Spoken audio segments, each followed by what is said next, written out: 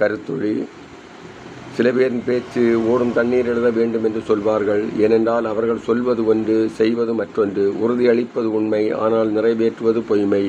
இன்று ஆண்டவர் நமக்கு தரும் இறைவார்த்தை, உங்கள் பேச்சு ஆம் என்றால் ஆம், இல்லை என்றால் இல்லை என்றிருக்கட்டும். ஆண்டவர் இயேசு சொன்னதை செய்தார். நான் வந்து குணமாக்குவேன் என்றார். சென்று நலம் தந்தார்.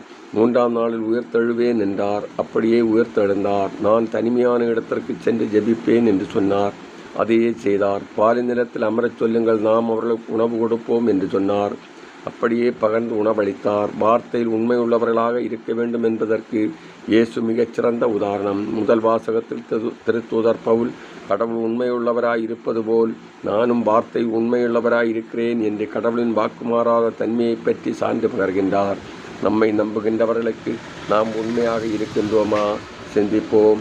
ஆண்டவர் ஒவ்வொருவரையும் ஆசீர்வதிப்பாராக. ஆமேன். தந்தை, மகன், தூய ஆவியின் பேராலே. ஆமேன்.